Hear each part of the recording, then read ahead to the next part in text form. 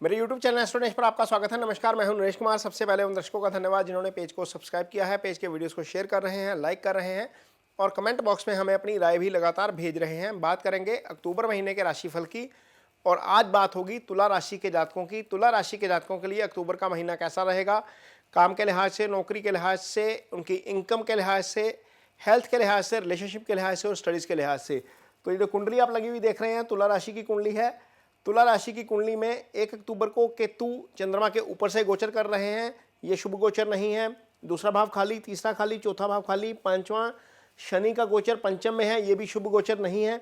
राहु, गुरु और चंद्रमा सप्तम में गोचर कर रहे हैं। इनमें से गुरु का गोचर शुभ है, राहु का गोचर शुभ नहीं है, शुक्र शुभ गोचर में नहीं है, बुध का गोचर शुभ नहीं है और सूर्य मंगल दोनों ही शुभ गोचर में नहीं है। तो कुल मिलाकर सिर्फ एक ग्रह गुरु जो है वो शुभ गोचर में है, बाकी कोई ग्रह शुभ गोचर में नहीं है। तो स्थिति ऐसी है और आगे क्या चेंज होगा ये देखेंगे। शुक्र यहाँ पर 1 अक्टूबर की रात को ही राशि परिवर्तन करेंगे और ये शुभ गोचर में आ जाएंगे। बुध यहाँ पर 1 अक्टूबर को ही रात को राशि परिवर्तन करेंगे और ये भी शुभ जो है वो अशुभ गोचर में चले जाएंगे। हालांकि ये अपनी राशि में रहेंगे लेकिन अशुभ हो जाएंगे। यहाँ पर बुध शुभ होते हैं, यहाँ पर अशुभ हो जाते हैं। तो तीसरा गोचर जो होगा वो 3 अक्टूबर को होगा। मंगल यहाँ पर 12वें गोचर कर रहे हैं। मंगल यहाँ पर केतु के ऊपर से, चंद्रमा के ऊपर से गोचर करना शुरू करेंगे। 2 पाप ग्रहों का चंद्रमा के ऊपर से गोचर करना ज़्यादा इरिटेशन देने वाला हो सकता है। मानसिक स्थिति ज़्यादा थोड़ी सी आप जो है वो आपको लगेगा कि गुस्सा ज़्यादा आएगा। तो सूर्य इसके बाद गोचर करेंगे 17 अक्टूबर को। यहाँ पर सूर्य भी एक साथ आ जाएंगे। चंद्रमा के ऊपर से सूर्य, मंगल और केतु का गोचर, यानी कि अक्टूबर का महीना ऐसा जहां पर खुद का टेम्परामेंट कंट्रोल करना सबसे बड़ी चुनौती होगी तुला राशि के जातकों के लिए।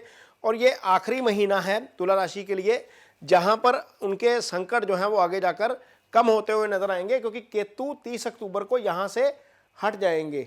जैसे ही केतु यहां से 30 अक्टूबर को हटेंगे और राहु आगे छठे भाव में गोचर करेंगे, स्थितियां जो हैं वो आपके साथ पलटनी शुरू हो जाएंगी। तो अक्टूबर का महीना थोड़ा सा पेशेंस आपको ज़्यादा रखकर चलना पड़ेगा, क्योंकि प्लैनेटरी पोजीशन बहुत ज़्यादा फेवरेबल नहीं नज़र आ रही है। गोचर में यदि हम स्थिति देखते हैं तो गोचर ज़्यादा अच्छा नहीं है। खैर, काम देखेंगे कि काम कैसा रहेगा, इनकम कैसी रहेगी। तो कर्म स्थान के ऊपर कोई पाप प्रभाव नहीं नज़र आता। यदि पाप प्रभाव की बात करें तो ये राशि जो है किसी भी ग्रह के पाप प्रभाव में नहीं आती।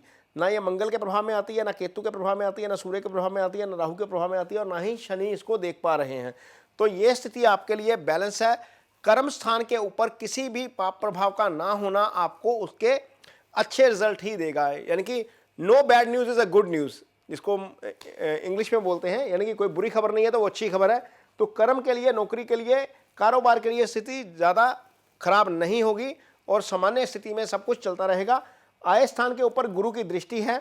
शुक्र यहाँ पर शुभ गोचर में है और आय स्थान के स्वामी जो है वो खुद आकर केंद्र में बैठ जाएंगे सूर्य। तो वो स्थिति आपके लिए थोड़ी सी बेटर हो जाएगी चीज़ें। और धन भाव के स्वामी के साथ है, जहाँ पर मंगल धन भाव के स्वामी हैं। धन भाव के स्वामी और आय भाव के स्वामी का एक साथ होकर लगन में बैठ जाना, राशि में बैठ जाना, धन के लिहाज से अच्छा हो जाएगा। कोई दिक्कत वाली बात नहीं है। हालांकि दोनों पाप ग्रह हैं, वो उनका अपना पाप प्रभाव होगा, वो आगे डिस्कस करेंगे, आगे मैं आपको बताऊंगा। लेकिन ये स्थिति कॉम्बिनेशन अच्छा है और इसके ऊपर गुरु की दृष्टि होना, आयस्थान धन स्थान दोनों का स्वामी की युति और उसके ऊपर गुरु की दृष्टि, ये एक तरीके से अच्छी स्थिति है पैसे के लिए, मनी के फ्लो के लिए, काम के लिए। तो पहला पॉजिटिव चीज़ ये है कि काम और आय को लेकर कोई ज़्यादा दिक्कत नहीं रहेगी। आगे बात करेंगे रिलेशनशिप की। तो रिलेशनशिप, जो मैरिड लोग हैं वहाँ पर दिक्कत ज़रूर नज़र आ रही है। उसका कारण ये है कि सूर्य खैर यहाँ पर रहेंगे 17 तक। 17 के बाद सूर्य भी यहाँ आ जाएंगे, इसको ज्वाइन कर लेंगे। केतु और मंगल ये दोनों फायरी प्लैनेट हैं, दोनों ही झगड़े के कारक हैं। ये अलगाव नहीं करवाते, ये झगड़ा करवाते हैं। तो केतु और मंगल दोनों की दृष्टि सप्तम के ऊपर, सप्तम में, हालांकि मंगल सप्तमेश भी है, सप्तम का स्वामी भी मंगल है, वो उसको मजबूती देगा थोड़ी सी आगे। लेकिन केतु चूंकि साथ है, राहु वहाँ पर बैठे हुए हैं, सूर्य साथ आ जाएंगे। तो यहाँ पर आकर ये जो स्थिति है, या तो पार्टनर की हेल्थ को लेकर इशू हो जाएगा या पार्टनर के साथ कन्फ्लिक्ट वाली स्थिति आ जाएगी। मंगल वाणी के भी स्वामी हैं। मंगल आपकी कुंडली में वाणी के स्वामी होने के साथ साथ कुटुंब भाव के भी स्वामी हैं।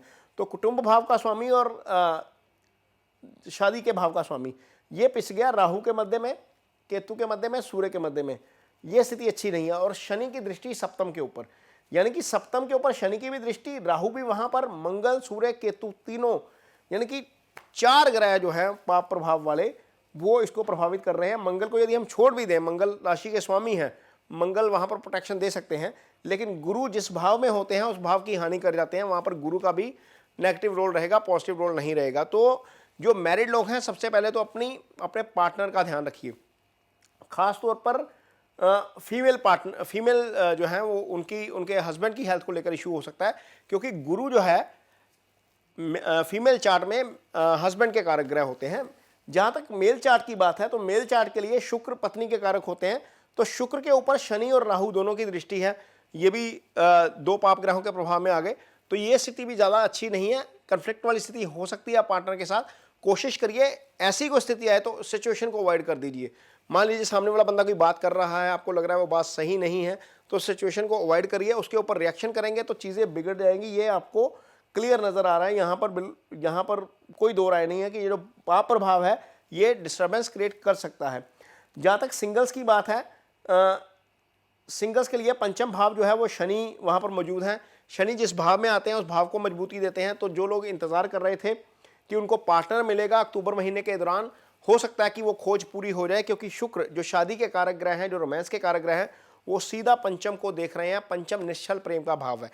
यदि आप किसी के साथ एंगेज्ड हैं, आपकी किसी के साथ अंडरस्टैंडिंग है, तो हो सकता है कि अक्टूबर का महीना आप दोनों के लिए, तुला राशि के जातक, चाहे वो लड़की हैं चाहे वो लड़कियां हैं या लड़के हैं, दोनों के लिए ऐसा हो सकता है कि आप अच्छा टाइम स्पेंड करें, मूवी जाएं, डिनर जाएं, कहीं पे ट्रैवल करें, आप लॉन्ग ड्राइव पे जा सकते हैं, तो ये स्थिति आपके लिए रह सकती है। उस लिहाज से स्थिति ठीक है, यानी कि जो लोग एंगेज हैं उनके लिए स्थिति ठीक है, इनकम के लिए स्थिति ठीक है, काम के लिए स्थिति ठीक है। सिर्फ मैरिड लोगों के लिए स्थिति मुझे गड़बड़ नज़र आ रही है, यहाँ पर ये जो स्थिति नज़र आ रही है।